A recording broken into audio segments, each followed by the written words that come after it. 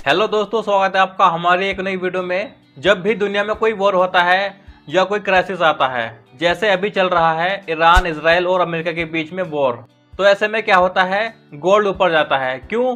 क्योंकि बड़े इन्वेस्टर डर जाते हैं और वे डर के मारे पैनिक सेलिंग करने लगते हैं। ऐसे में वे लोग अपना पैसा सेफ एसिड्स जैसे गोल्ड में लगाते हैं।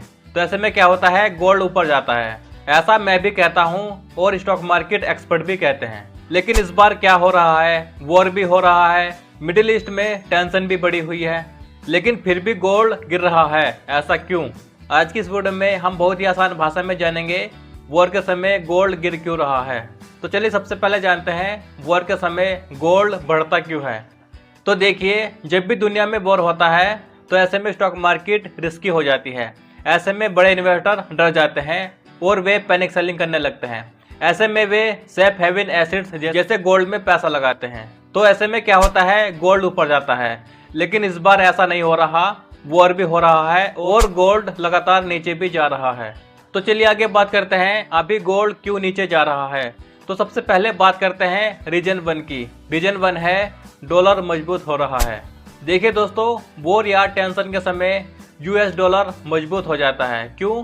क्योंकि दुनिया के बड़े इन्वेस्टर स्टॉक मार्केट से पैसा निकालकर यूएस डॉलर में पार्क करते हैं।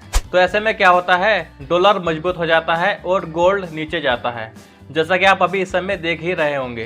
क्योंकि गोल्ड की कीमत डॉलर में होती है और जब डॉलर मजबूत होता है तो ऐसे में गोल्ड महंगा लगता है। तो ऐसे में गोल्ड की डिमांड कम हो जाती है और गोल्ड नीचे जाने लगता है। और उसके बाद गोल्ड नीचे जाने का रीजन 2 है इंटरेस्ट रेट। ये अभी का सबसे बड़ा फैक्टर है। US Federal Reserve interest rate high रख रहे हैं।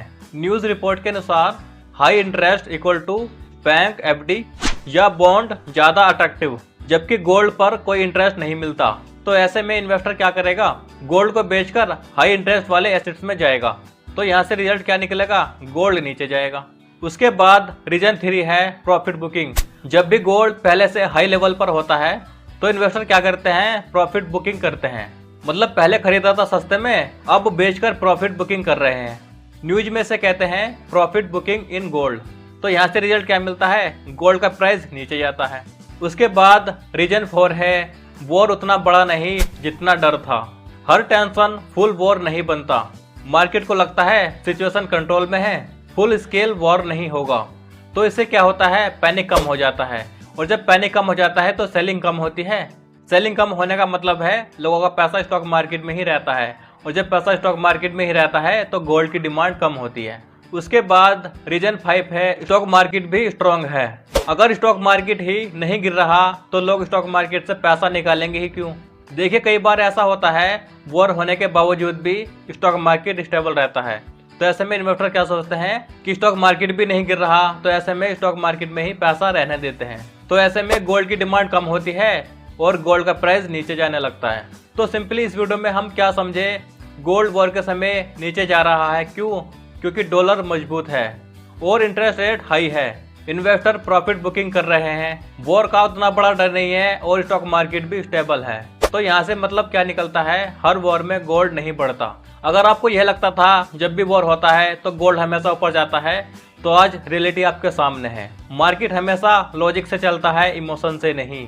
अगर आपको और ऐसी ही रियल और प्रैक्टिकल फाइनेंशियल नॉलेज चाहिए तो आप हमारे इस यूट्यूब चैनल को सब्सक्राइब कर सकते हैं, क्योंकि हमारे इस यूट्यूब चैनल पर इस प्रकार की वीडियोस आती रहती हैं।